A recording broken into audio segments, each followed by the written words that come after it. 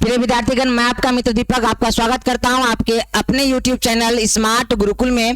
प्रिय विद्यार्थीगण, आज हम लोग जो है गहनता पूर्वक पैरामेडिकल के सिलेबस से जो है जानकारी प्राप्त करने जा रहे हैं। तो आप लोग इस वीडियो के अंतिम चरण सीमा तक बने रहेंगे ताकि आपको ये पता चल सके कि आपके एग्जाम में कुल कितने प्रश्न जो है साइंस से, सामाजिक विज्ञान से, गणित से, बाकी से सब्जेक्ट से पूछी जाती है और जो है बाकी अन्य चीजों पर भी चर्चा करेंगे। जैसे हमारा पैटर्न क्या रह गई है अभी वर्तमान समय में, उस पर विचार हम लोग कुछ रखने का काम करें। तो ये जो वीडियो है काफी महत्वपूर्ण आपके लिए रहने जा रही है। तो सबसे पहली चीज है कि आपकी जो हम लोग बात करने जा रहे हैं सिलेबस के बारे में, सिलेबस के बारे में चर्चा करने जा रहे हैं जो 2025 में एग्जाम देने जा रहे हैं, उसके लिए काफी महत्वपूर्ण ये टॉपिक रहने जा रही है। आइए करते हैं बारीकी पूर्वक चर्चा। हम लोग इस सारे टॉपिक्स पर एक एक करके चर्चा करने का काम हम लोग करेंगे। अभी जो वार्तालाप हमारी हो रही है वो पैरामेडिकल के बारे में चर्चा हम लोग करने जा रहे हैं, जो हम लोग वीडियो के बिल्कुल जैसे ही प्रारंभ किया था वहां पर भी चर्चा करने का हम लोग किए थे। पैरामेडिकल जो एग्जाम लेती है वो दो अर्थात एक 10th लेवल पर लेने का काम करती है और एक 12th लेवल पर चर्चा करने 12th लेवल पर एग्जाम कंडक्ट कराती है। तो 10th लेवल पर हम लोग चर्चा अभी करने नहीं जा रहे हैं। अर्थात 12th लेवल पर जो एग्जाम ली जाती है पैरामेडिकल अर्थात पीएम का जो एग्जाम होता है उस पर हम लोग बात करेंगे। तो उसके सिलेबस से चर्चा हम लोग करने वाले हैं। तो सबसे पहली चीज, जो सबसे पहला सब्जेक्ट है जिससे एग्जाम में पूछी जाती है वो है सामान्य विज्ञान। सामान्य विज्ञान, सामान्य विज्ञान का अर्थ ये हुआ कि फिजिक्स, केमिस्ट्री और बायोलॉजी तीनों सब्जेक्ट इसमें देखने के लिए आपको मिलेंगे और इससे कुल मिला के जो प्रश्नों की संख्या होती है वो 25 होती है। और प्रत्येक प्रश्न जो पैरामेडिकल में जो एग्जाम ली जाती है, जो जितने भी प्रश्न होते हैं प्रत्येक प्रश्न जो है वो 5-5 अंकों का होता है। तो इस प्रकार से सामान्य विज्ञान से अगर 25 प्रश्न एग्जाम में पूछने के लिए जा रही है तो और प्रत्येक प्रश्न अगर 5 अंकों का है तो 25 5 से मल्टीप्लाई हो जाएगी, कुल मिला के 125 अंक का जो है एग्जाम में पूछने जा रही है सामान्य विज्ञान से। अगर दूसरे सब्जेक्ट की हम लोग चर्चा करें, अगर बात करें तो दूसरा अगर बात हम लोग करें कि गणित से कितना पूछा जाएगा, तो गणित से जो है कुल मिला के प्रश्नों की संख्या 15 रहने जा रही है और प्रत्येक प्रश्न उसी प्रकार जिस प्रकार साइंस बाकी शेष प्रश्नों पर चर्चा करेंगे, प्रत्येक प्रश्न जो है 5-5 अंकों की होती है। तो इस प्रकार से यहाँ पर अगर देखा जाए तो 15 प्रश्न और 55 अंकों का प्रत्येक अगर प्रश्न है तो कुल मिला के कितने अंकों का हो गया ये, तो बोलोगे 75 अर्थात 75 अंकों का हो गया। इसके बाद जब अगले सब्जेक्ट की ओर चलेंगे तो हम लोग बात कर सकते हैं हिंदी के बारे में। सेम जिस प्रकार से गणित 15 प्रश्न था उसी प्रकार से हिंदी से भी कुल प्रश्नों की संख्या 15 देखने के लिए मिलता है पैरामेडिकल में। और प्रत्येक प्रश्न अगर 5 अंकों का है तो यहाँ भी 15 से मल्टीप्लाई होगी 5 से, कुल जो है अंक यहाँ कितना हो जाएगी 75 हो जाएगी।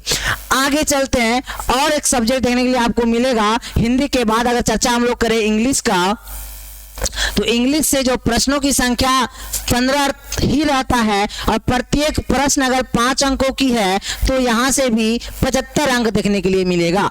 इसके बाद अंतिम आपको देखने के लिए मिलेगा जीके, जिनको सामान्य ज्ञान बोलते हैं। सामान्य ज्ञान, सामान्य ज्ञान की अगर बात हम लोग करें तो इससे प्रश्नों की संख्या 20 देखने के लिए मिलेगा आपको आपके एग्जाम में अर्थात पैरामेडिकल के एग्जाम में।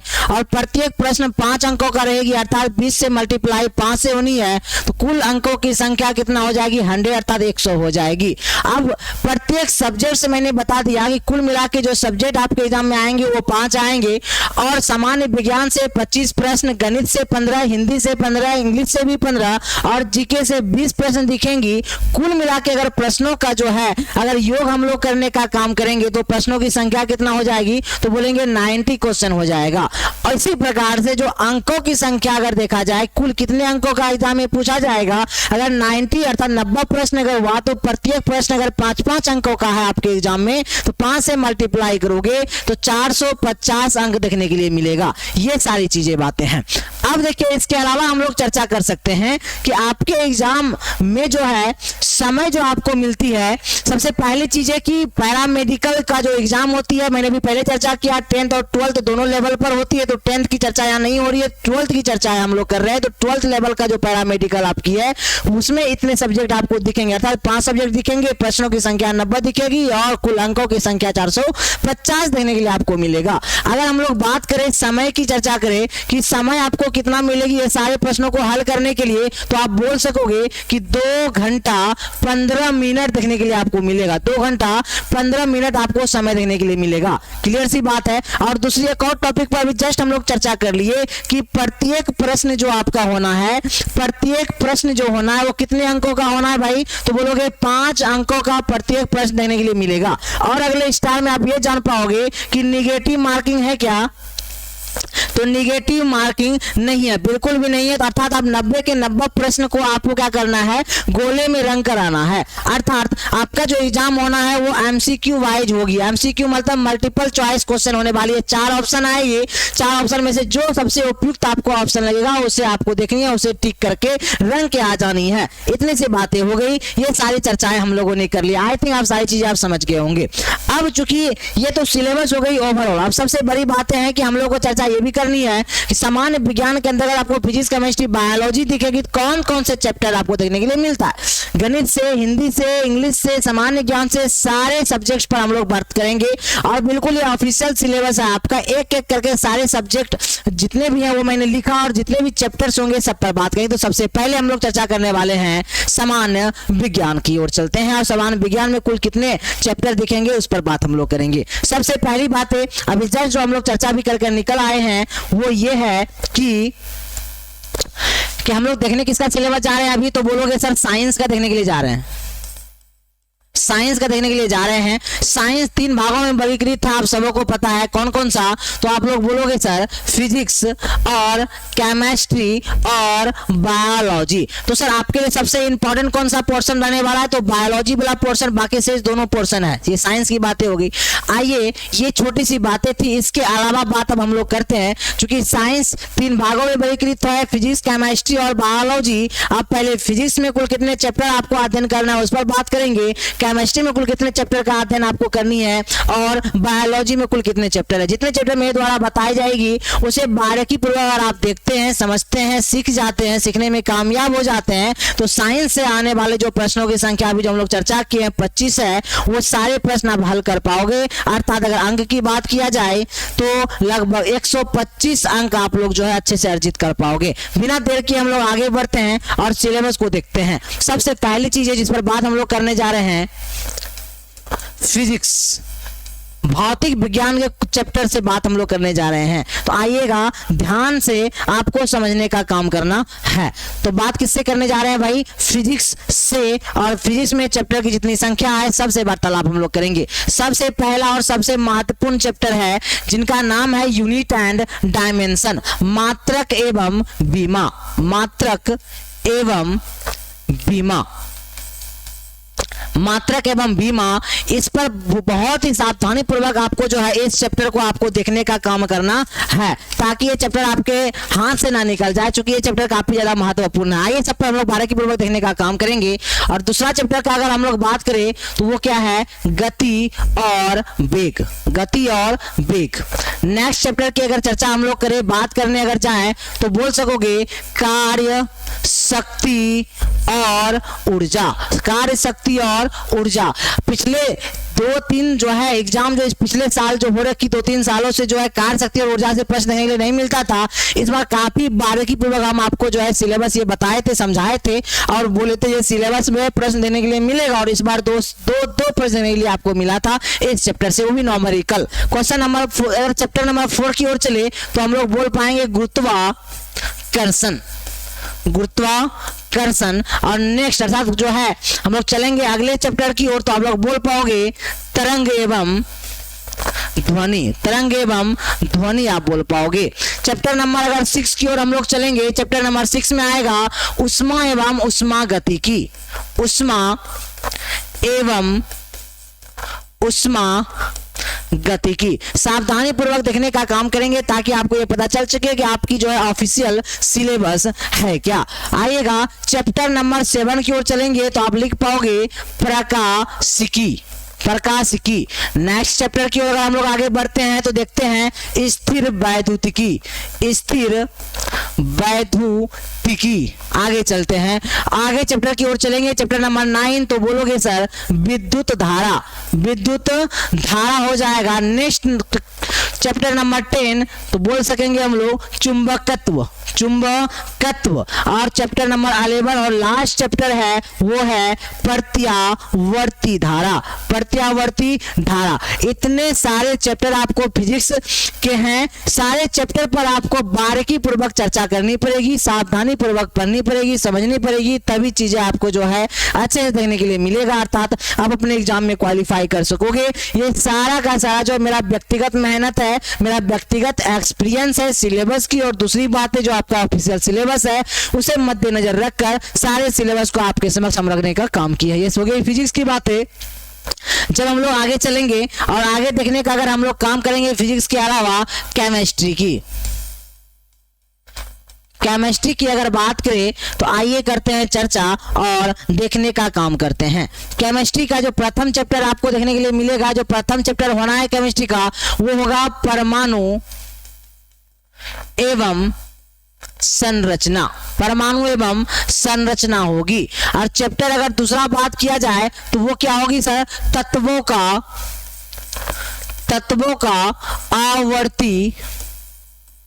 आवर्ती वर्गीकरण, आवर्ती वर्गीकरण काफी ज्यादा महत्वपूर्ण चैप्टर है। ये चैप्टर जो है, इस चैप्टर से ऐसा कभी भी नहीं रहा कि एग्जाम में प्रश्न आपका पूछा नहीं गया हो, तो इसलिए इस चैप्टर पर जो है ऐसे भी ध्यान आपको रखनी है। चैप्टर नंबर 3 की ओर चलते हैं। इसके अलावा चैप्टर नंबर 3 आपकी होगी रासायनिक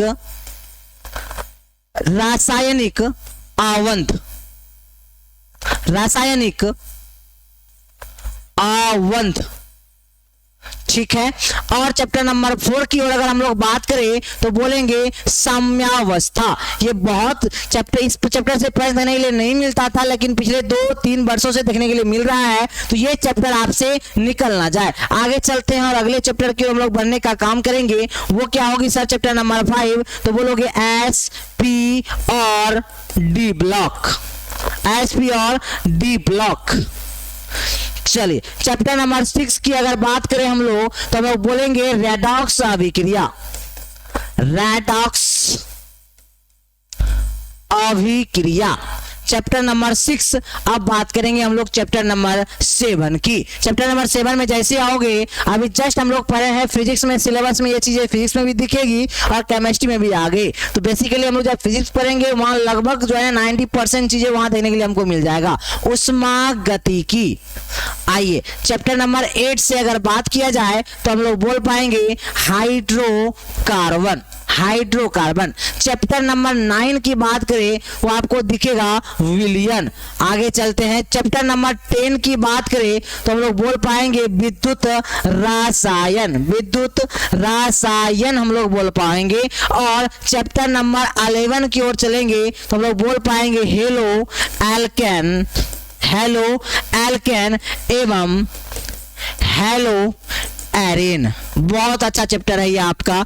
चैप्टर नंबर 12 और लास्ट चैप्टर है अल्कोहल, फिनॉल एवं ईथर। इतने चैप्टर आपको जो है केमिस्ट्री में देखनी है और वो भी बारीकी पूर्वक देखनी है, सीक्वेंस वे में देखनी है। अगर चैप्टर को गैप कर करके अगर पढ़ने का काम करोगे समझने में काफी ज्यादा कठिनाई होगी। कारण ये है कि आपका जो सिलेबस है वो सिलेबस लगभग 11th और 12th तक अपने आप को टच कर लेती है। अगर ये सोचकर चलोगे कि हम लोग 9th 10th पढ़कर अगर चले जाए, एग्जाम देकर आ जाए, तो साइंस में ये संभव नहीं हो पाएगी। मोस्ट ऑफ क्वेश्चन आप हल करने में वैसे कामयाब हो जाओगे, लेकिन सारे प्रश्न हल करना संभव नहीं हो पाएगी। लेकिन साइंस जो है बहुत ही सिंपल और बहुत ही जो है बारीकी चैप्टर आपको देखने के लिए मिलेगा। अगर सावधानी पूर्वक और क्रमबद्ध तरीके से अर्थात बारीकी पूर्वक अगर पढ़ने का काम करोगे तो इसमें आपको ज्यादा कठिनाई नहीं होगी और साथ ही साथ आप अपने एग्जाम को जो है अच्छे से सफलतापूर्वक कामयाबी अपने एग्जाम में पा पाओगे। आगे चलते हैं, अगले चैप्टर की ओर चलने का काम करेंगे। अर्थात ये तो हो गई सर किनकी, केमिस्ट्री की बात है। अब हम लोग बात कहां करने जाएंगे, बायोलॉजी की ओर ध्यान देंगे। बायोलॉजी पर हम लोग चर्चा करने जा रहे हैं।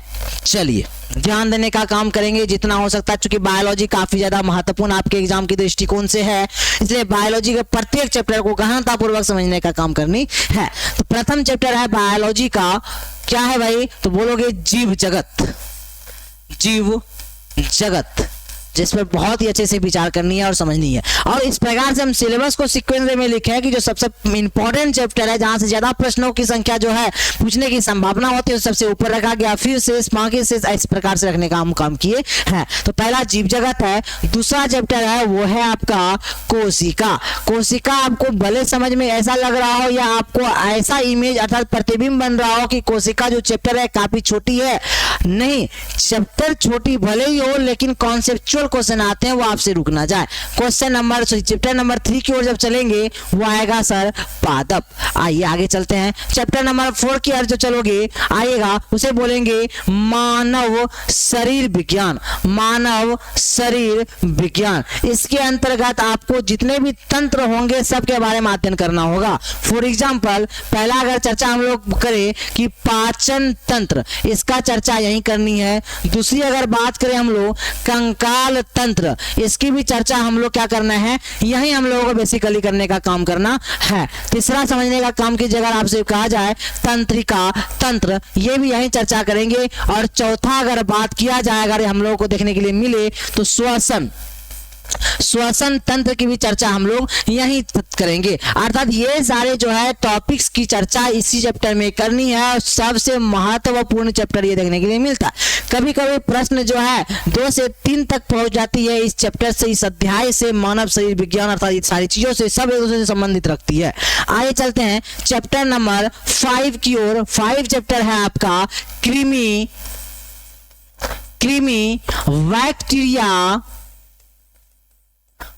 और क्या भाई, वायरस द्वारा होने वाले रोग एवं उसके उपचार, ये सारी चीजों पर विचार हमको करनी है।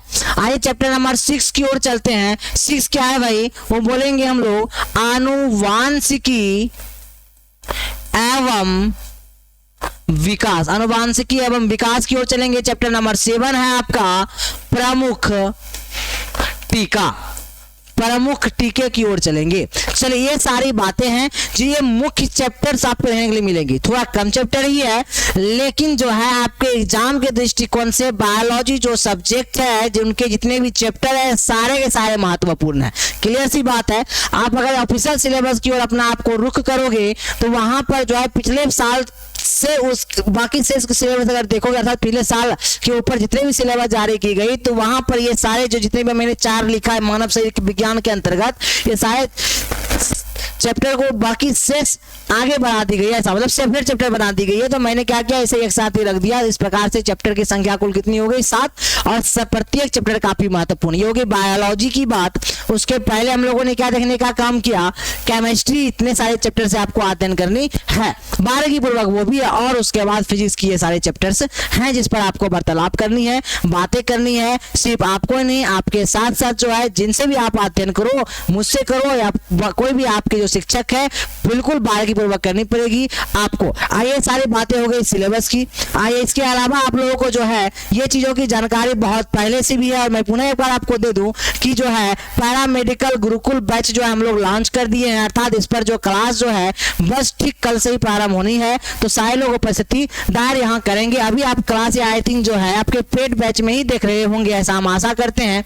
और बहुत सारे फीचर है इस कोर्सेस में और साथ ही साथ ऑफर चल रही है मात्र और मात्र 499 रुपीज में सभी विषय के ऑनलाइन क्लासेस, 10 वर्षों में पूछे गए क्वेश्चन का हल जो है, साथ में सभी विषयों का मॉडल पेपर, सजेस्ट नोट से प्रश्न जो है लड़ने की संभावना काफी ज्यादा अधिक होती है। पीडीएफ नोट्स मिलेगी, टेलीग्राम पर टेस्ट होनी है, इसके साथ ही साथ जो है बहुत कुछ। मैं दीपक ले रहा हूँ वर्तमान समय में विदा। आप अपना ख्याल रखेंगे, ध्यान रखेंगे। पुनः मैं आता हूँ, आपके विशेष वार्तालाप करते हैं, फिर आगे हम लोग चैप्टर वाइज आगे बढ़ने का भी हम लोग काम करेंगे। धन्यवाद।